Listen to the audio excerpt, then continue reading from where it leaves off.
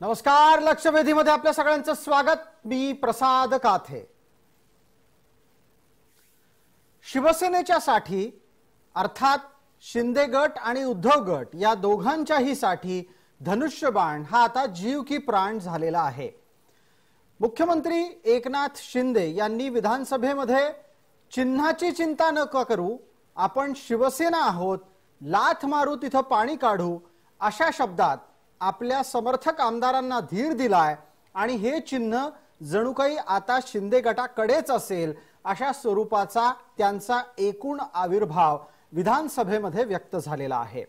दुसऱ्या बाजूला उद्धव गट सुद्धा आपणच मूळची शिवसेना आहोत आणि चिन्ह हे इतक्या सहजासहजी इतर कुणाकडे जाणार नाही याचा दावा करताय. मुळात शिवसेनेचे आमदार आत्ता विधानसभेमध्ये राहण्यासाठी कितपत योग्य आहेत आणि कितपत अयोग्य आहेत याचा वाद लवकरात लवकर सर्वोच्च न्यायालय निकाली काढेलच आणि तिथून पुढे या पक्षावरच्या खऱ्या कब्जाची लढाई सुरू होईल. खरी शिवसेना कुणाची, इथपासून ते चिन्ह कुणाच्या ताब्यात असलं पाहिजे आणि याच्याच बरोबर टप्प्याटप्प्यानं शिवसेनेच्या एकूण संघटनात्मक बाबींच्या बाबतही स्पष्टता येईलच.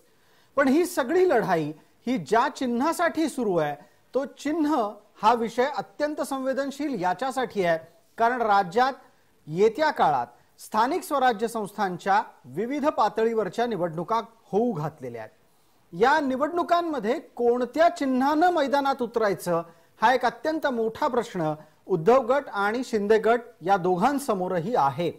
शिवसेना नक्की कुणाची हे त्यामुळेच अधोरेखित होणार आहे आणि म्हणूनच लक्षवेधीत आजचा विषय आहे आता लढाई धनुष्यबाणासाठीची.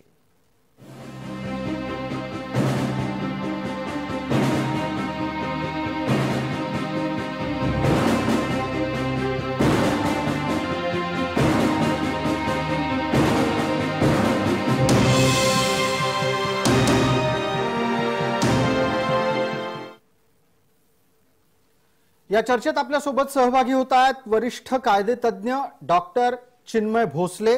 आपल्या सोबत दोन राजकीय विश्लेषक आहेत, उमेश घोंगडे आणि त्याचबरोबर मकरंद मुळे. तसंच आपल्या सोबत या संपूर्ण विषयावर राजकीय मतप्रदर्शन करण्यासाठी मनसेच्या प्रवक्त्या अनिशा माजगावकर आहेत. या चर्चेमध्ये शिवसेनेचाही प्रतिनिधी असावा अशी विनंती आपण पक्षाला केली होती, मात्र शिवसेनेच्याकडून सर्वोच्च न्यायालयातील खटला काय निकाल देतो ते बघूनच माध्यमांवर आपली प्रतिक्रिया व्यक्त करण्याच्या संदर्भात सांगण्यात आलेलं आहे. म्हणून शिवसेनेचा प्रतिनिधी या चर्चेत नाही. मात्र आतापर्यंत त्यांच्याकडून आलेली विविध वक्तव्य आपल्या सगळ्यांना ठाऊक आहेत. चर्चेची सुरुवात करण्यासाठी माझा पहिला प्रश्न आत्ताच्या घडीला मकरंद मुळे यांना असेल. मकरंदजी, माझा आवाज आपल्यापर्यंत पोहोचतोय अशी अपेक्षा आहे. धनुष्यबाणाच्या साठीची शिंदे गट विरुद्ध उद्धव गट अशी लढाई टोकाची होईल का?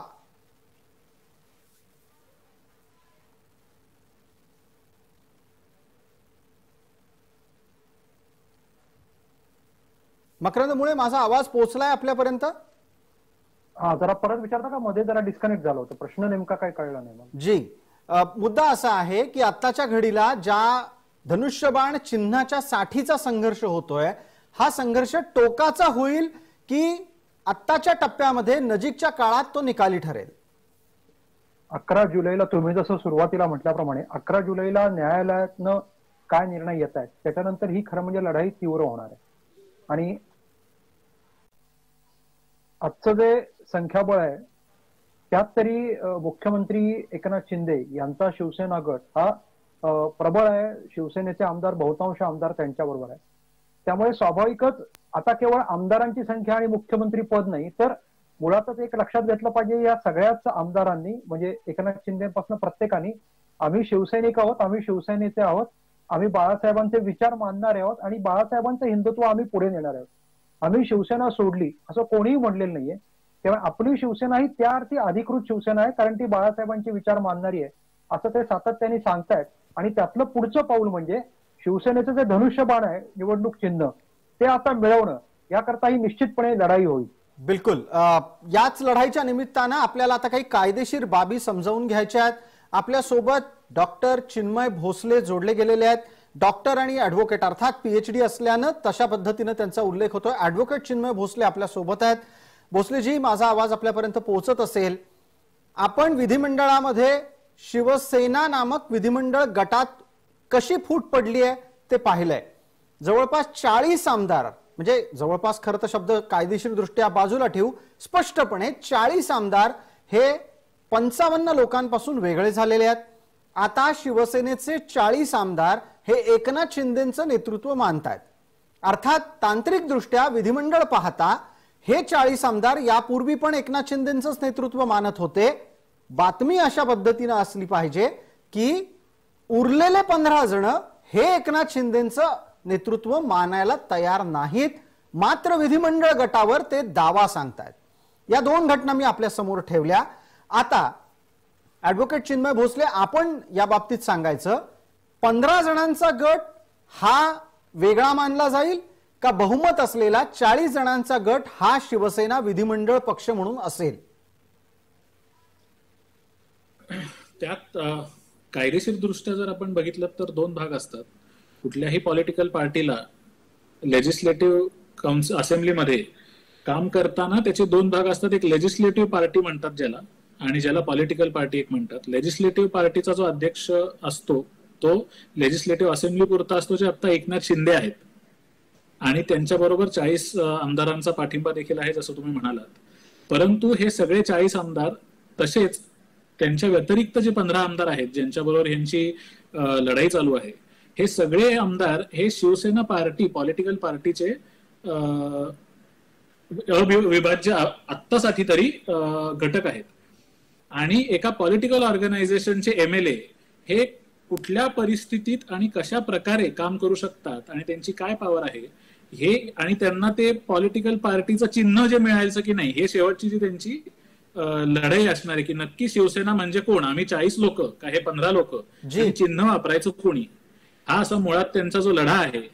त्याच्यासाठी एकच पर्याय आहे आणि एकच ताकद जी आहे ती आहे ती इलेक्शन कमिशनकडे आहे. Under the symbols order of 1968 असा एक आपल्याकडे कायदा आहे, ज्याच्या खाली कुठल्याही राष्ट्रीय किंवा स्टेट लेवलच्या पार्टीला कुठल्याही स्पेसिफिक सिम्बल अलॉट करण्याची पॉवर ही इलेक्शन कमिशनकडे आहे.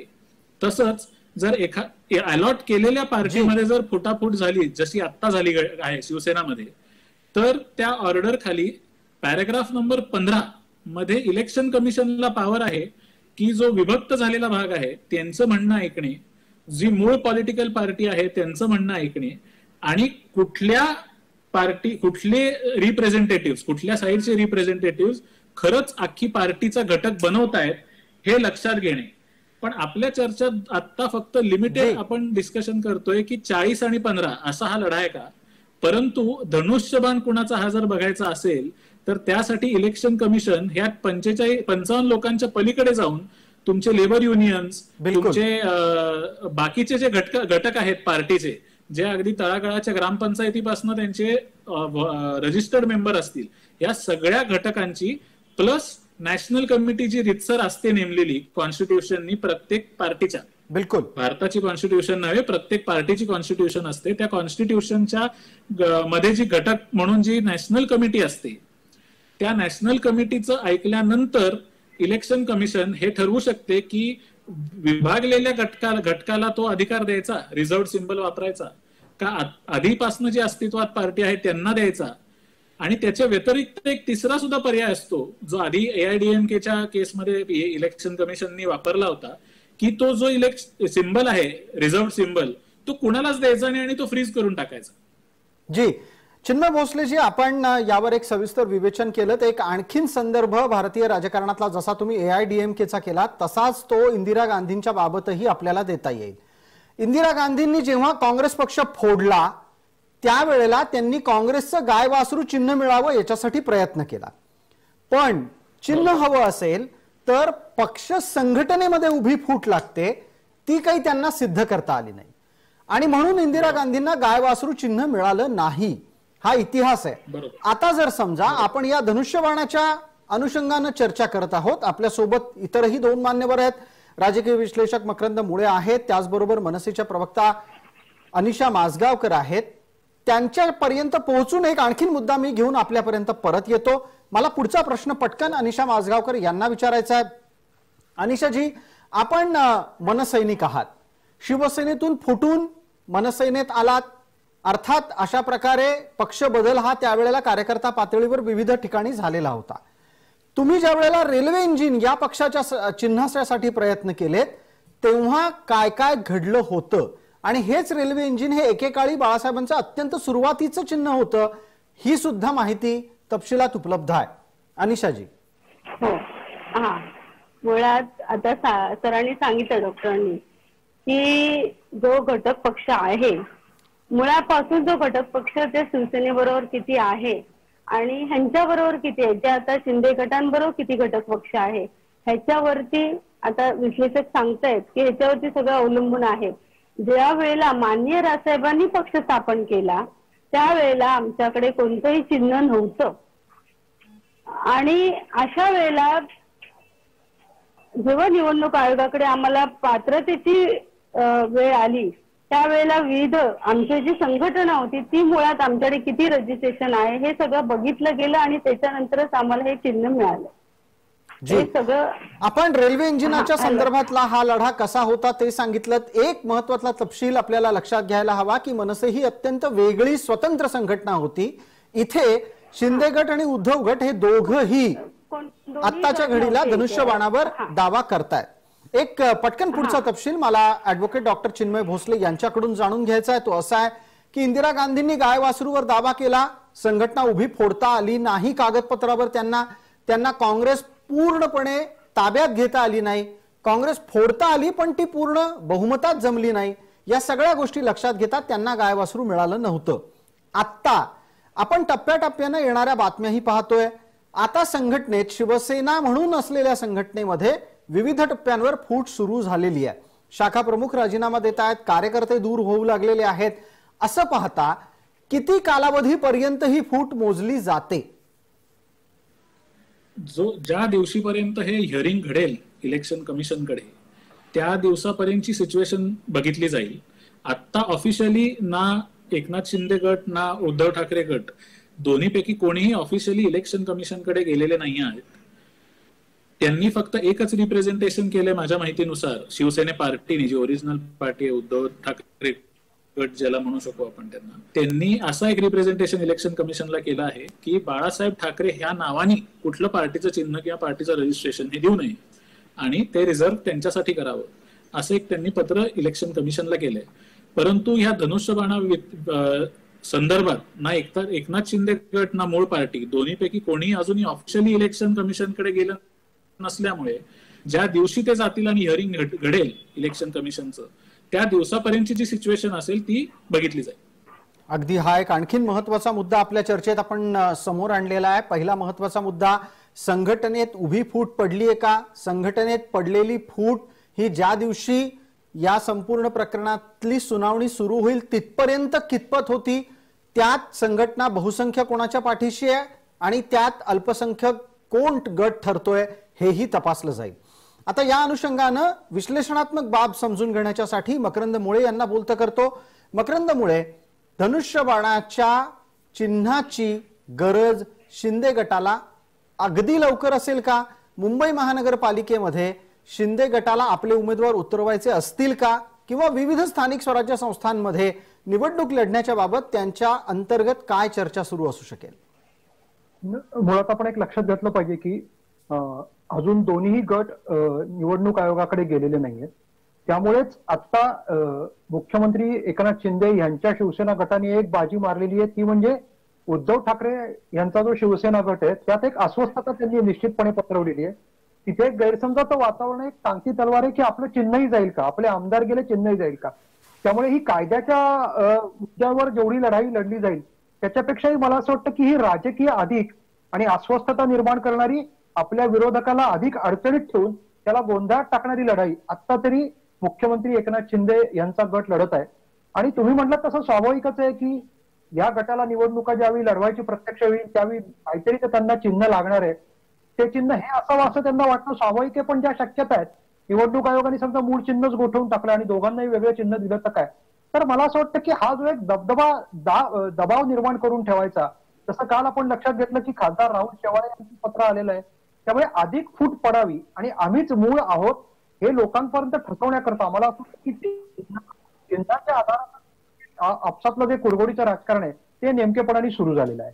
जी, आपण असं सांगता आहात मकरंद मुळे की प्राप्त स्थितीमध्ये आपणच खरे आहोत हे सांगण्याच्यासाठीचा हा संघर्ष सुरू झालाय. एक पटकन प्रश्न अनिशा माझगावकर आपल्यासाठी आहे. अनिशाजी, आपण ज्या वेळेला स्वतंत्र पक्षाच्या निमित्तानं वाटचाल सुरू केलीत आणि आयोगाकडे आपल्याकडून याचिका करून रेल्वे इंजिन हे चिन्ह घेण्यात आलं, हे चिन्ह लोकांपर्यंत पोहोचवणं हे कितपत मोठं आव्हान होतं का राज ठाकरेंच्या करिश्म्यामुळे ते सहज साध्य झालं? नाही, मुळात राजसाहेबांचा जो करिश्मा आहे आणि राजसाहेबांना जी संघटनात्मक जी बांधणी राजसाहेबांमुळे झाली आणि तळागाळातली जी संघटनात्मक बांधणी आणि जे कार्यकर्ते जॉईन झाले त्याच्यामुळे ते शक्य झाले. जी, आपण असं म्हणालात की राज ठाकरेंच्या करिश्म्याबरोबरच तळागाळातल्या संघटनेच्या मुळे हे चिन्ह मनसेला आपलं चिन्ह पोहोचवता आलं. हा मुद्दा चर्चेत याच्यासाठी आलाय कारण एका मुद्द्याच्या अनुषंगानं आपण ही चर्चा पुढे नेत होतो आणि तो मुद्दा आहे की निवडणूक आयोग धनुष्यबाण जर समजा प्रकरण निकाली निघताना वादात सापडताना दिसला तर गोठवू शकतो. त्यामुळे धनुष्यबाण गोठवल्याच्या नंतर नवं चिन्ह दोन्ही गटाला स्वतंत्रपणे दिलं जाऊ शकतं. अशा वेळेला ऍडव्होकेट चिन्मय भोसले, आपल्यासाठीचा पुढचा प्रश्न, ही चिन्ह निवडण्याचा अधिकार त्या गटांना असतो का? आम्हाला 1, 2, 3, 4, 5 यापैकी कुठलंही एक चिन्ह द्या असा आग्रह ते करू शकतात की आयोग ठरवेल ते चिन्ह त्यांना दिलं जातं? एकदा जर तो ज्या चिन्हासाठी त्या दोघांची लढाई चालू आहे तो गोठवण्यात आला तर त्यानंतर ते दोन पार्ट्या अशा बनतात ज्यांच्याकडे कुठलंही रजिस्टर्ड सिम्बलच नाहीये, रिझर्व्ह सिम्बल ज्याला म्हणतात, सिम्बल्स ऑर्डर ऑफ 1968 खाली. त्यामुळे त्यांनी आपापलं जे कुठलं इलेक्शनचं सिम्बल त्यांना हवा असेल ते इलेक्शन कमिशनकडे त्यांनी मांडावं लागतं आणि जर ते अवेलेबल असेल, जर ते कॉन्टेस्टेड नसेल आणि ते कुणासाठी रिझर्व्ड नसेल तर मग ते त्यांना मिळू शकतं. थोडक्यात काय आहे तर आत्ताच्या घडीला चिन्हाची लढाई अजून सुरू झालेली नाही. मात्र हा सगळा चर्चेचा विषय कोणामुळे सुरू झाला तेही आपल्याला तपासावं लागेल. तो विषय सुरू झालाय गुलाबराव पाटील यांच्यामुळे. गुलाबराव पाटील हे शिंदे गटातले एक अत्यंत फरडे वक्ते आहेत, आमदार आहेत. त्यांनी काय नक्की विधान केलं हे आता आपण ऐकूया. लग्न कोणाशी, लव्ह मॅरेज कोणाशी. त्यामुळे राजकारणामध्ये आम्ही काही भाजपमध्ये केलेलो नाही, भाजप पक्षात आम्ही प्रवेश केलेला नाही. आम्ही शिवसेना म्हणून उभे आहोत, शिवसेना पक्षात आहोत. 22 माजी आमदार आता शिवसेनेच्या संपर्कात आहे, 12 खासदार आमच्या संपर्कामध्ये आहे. गुलाबरावांनी हा दावा करत असताना चिन्ह सुद्धा शिवसेनेकडे म्हणजेच त्यांच्याकडे येईल असं सांगितलं. आता यातला एक आणखीन कायदेशीर मुद्दा आपल्याला लक्षात घ्यायला हवा. त्यानिमित्तानं ऍडव्होकेट डॉक्टर चिन्मय भोसले यांना बोलतं करूयात. चिन्मयजी, गुलाबराव पाटील असोत, एकनाथ शिंदे असोत की इतर कोणीही असा व्यक्ती जो तांत्रिकदृष्ट्या उद्धव गटाच्यासाठी बंडखोर आहे, इतरांच्यासाठी तो विधिमंडळातल्या शिवसेना गटाचा सदस्य आहे, ते सांगतायत की खरी शिवसेना ही त्यांचीच आहे. आता खरी शिवसेना कोणाची हा वाद धनुष्यबाण कोणाचा याच्या आधी येतो का नंतर येतो? नाही, ते दोन्ही विषय जे आहेत ते मुळात एकच आहेत. कारण जिथे पार्टी असेल तिथे तो धनुष्यबाण जाईल.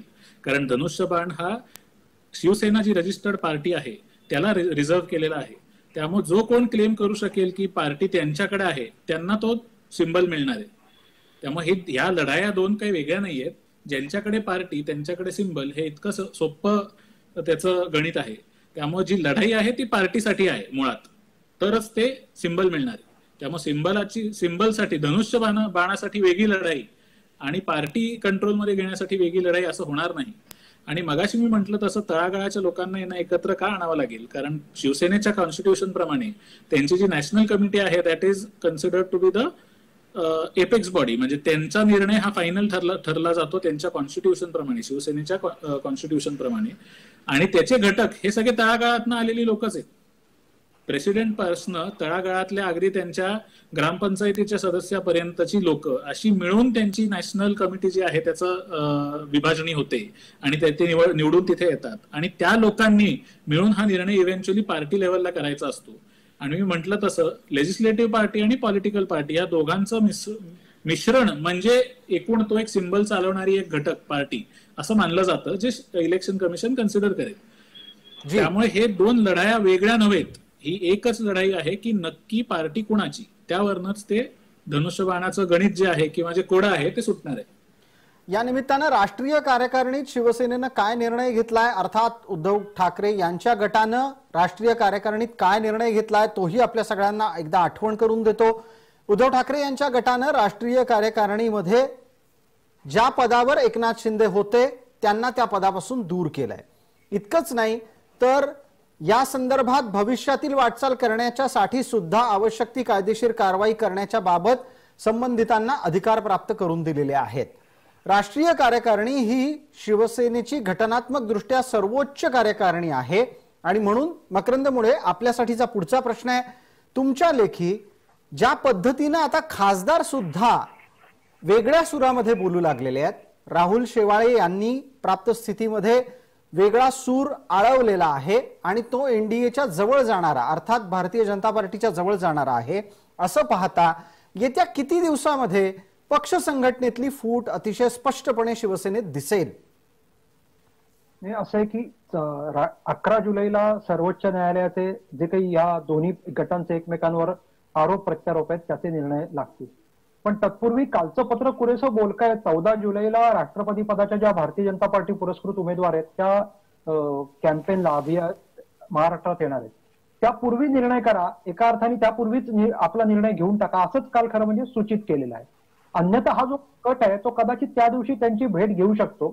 त्यामुळे पुढचे जे काही हे 2-3 दिवस आहेत ते शिवसेनेच्या उद्धव ठाकरे गटाकरता खूप महत्वाचे आहेत. आपल्या लक्षात आलं असेल की ज्या दिवशी एक बातमी आली होती, शपथविधी झाला त्या दिवशी रात्री मुख्यमंत्री आणि उपमुख्यमंत्र्यांच्याबरोबर शिवसेना खासदारांची बैठक झाल्याची एक बातमी आली होती. खरं खोटं लवकरच त्यातलं काय आहे ते कळेल. पण एक नक्की झालेलं आहे की मुळात आपल्याला हे लक्षात घेतलं पाहिजे की मागची जी काही लोकसभेची निवडणूक झाली त्यात खासदारांचा सुद्धा दबाव होता की युती केली पाहिजे, कारण खासदारकीची जागा युती नसेल तर आपण जिंकू शकणार नाही. मला असं वाटतं की हे सत्य सगळ्यांच्या समोर आलेलं आहे. आता फक्त कशा प्रकारे आपलं फेस सेव्हिंग करायचं, आपलं एक्झिट या सगळ्यातनं कशी घ्यायची हा सगळा मुद्दा चाललेला आहे. त्यामुळे चिन्हाची जी लढाई आहे ती प्रत्येक टप्प्यावर रोज लढायला लागते. मला असं वाटतं की ज्यावेळी हे उद्रेक किंवा उठाव सुरू झाला त्यावेळी इतकी खरं म्हणजे कल्पना कदाचित पहिल्या टप्प्यात आली नसावी की केवळ मुख्यमंत्री पद जाईल, केवळ सरकार पडेल.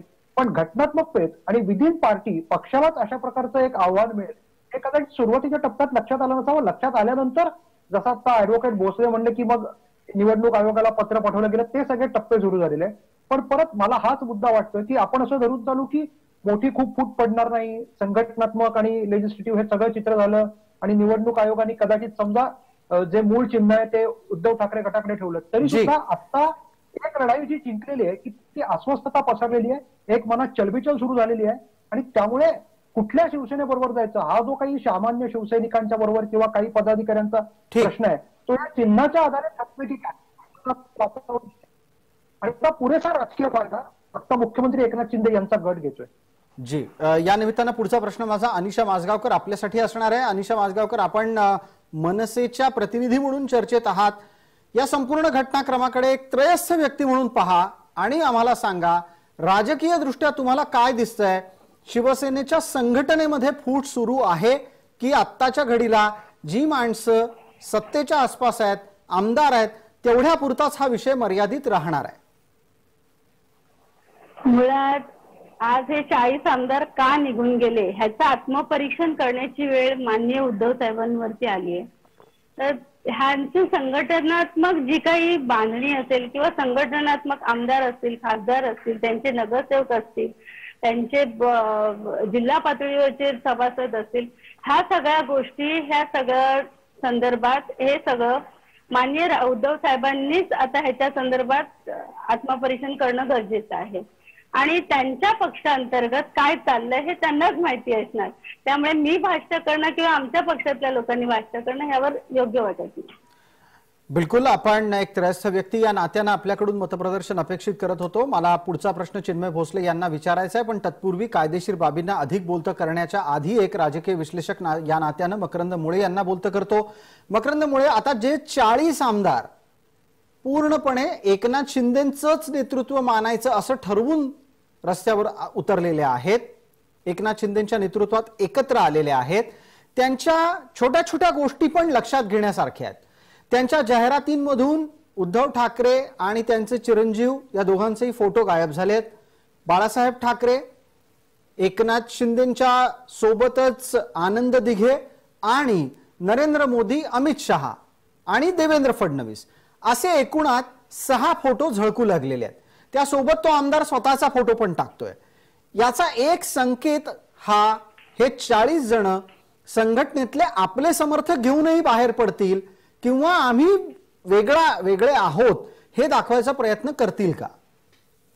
ती निश्चित ते प्रयत्न मुळात करतात. मुळात आपण एक लक्षात घेतलं पाहिजे की भारतीय जनता पार्टी शिवसेना युती ही ज्यावेळी अस्तित्वात आली त्यावेळी तिसरा मोठा मतदार गट ह्या महाराष्ट्रात तयार झाला. एक भाजपचा पारंपरिक मतदार होता, एक शिवसेनेचा होता आणि तिसरा हा युती समर्थक मतदार होता की हे 2 पक्ष एकत्र आहेत म्हणून आम्ही या 2 पक्षांच्या उमेदवारांना निवडून आणून दीर्घकाळ म्हणजे युती तुटली मध्यंतरी तरी आणि गेल्या निवडणुकीत सुद्धा याच भूमिकेतनं मतदान शिवसेनेच्या आमदारांना आणि भाजपच्या आमदारांना, विशेषतः शिवसेनेच्या आमदारांना 2014 नंतर नरेंद्र मोदी यांच्या सगळ्या एकूण कार्यकर्तृत्वामुळे, प्रभावामुळे झालेलं आहे. त्यामुळे आमदारांच्या बरोबर केवळ म्हणजे पक्षातले समर्थक, त्यांचे काय स्थानिक नेते हे जसे असतील नसतील, मात्र मतदारांचा या आमदारांबरोबर निश्चित आहे. आणि या 40 जणांना अगदी याच निमित्ताने पटकन एका छोटी गोष्टीची आठवणही आपल्याला करून देतो की हे सर्व बंडखोर जेव्हा आपल्या मतदारसंघात परततील तेव्हा त्यांना तिथल्या स्थानिक शिवसैनिकांच्या रोषाला सामोरं जावं लागेल असं नेतृत्व शिवसेनेचं सांगत होतं. उद्धव गटाच्याकडून हे वारंवार बोललं जात होतं, मात्र प्रत्यक्षात घडतंय वेगळंच. जिथे जिथे हे आमदार जात आहेत तिथं तिथं त्यांचं हार तुर्यानं स्वागत होत आहे, ढोल ताशे वाजवले जात आहेत, गुलाल उधळला जातोय. आणि याच्या पुढची पायरी म्हणजे हे सगळेच आमदार जे आता एकनाथ शिंदेंचे समर्थक म्हणून शिवसेनेत ओळखले जात आहेत, हे सगळे जण स्पष्टपणे नेतृत्वाच्याच बरोबर नेतृत्वाच्या भोवती असलेल्या लोकांवर सुद्धा आगपाखड करतायत. परिणाम स्वरूप जी अपेक्षा होती की त्यांना विरोध होईल तो तसा दिसत नाहीये. म्हणजेच हे तमाम 40 आमदार आपल्या समर्थकांना स्वतंत्र अस्तित्व ठेवायला भाग पाडतायत का?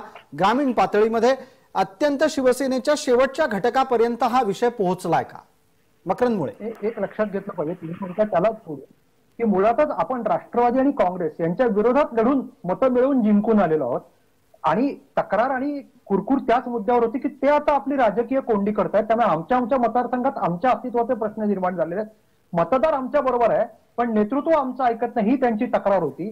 त्यामुळे रोषाला सामोरं न जावं लागता स्वागताला सामोरं का जावं लागलं तर मतदार म्हणतो आम्ही ज्याच्याकरता कौल दिला होता तेच तुम्ही केलेलं आहे. आणि कुठेतरी अशा प्रकारे उठाव करताना मनात याची खात्री असल्यामुळे एवढ्या मोठ्या संख्येने आमदार बाहेर पडलेले आहेत की मतदार मात्र आपल्याबरोबर राहील, अन्यथा हे धाडसाचं पाऊल उचललं गेलं नसतं. एक पटकन चर्चेच्या शेवटच्या टप्प्यातला प्रश्न आपला असणार आहे चिन्मय भोसले यांच्यासाठी. चिन्मय भोसले, आपण चर्चेच्या पहिल्या टप्प्यात जो मुद्दा उपस्थित केला होता की संघटना उभी फुटली आहे का?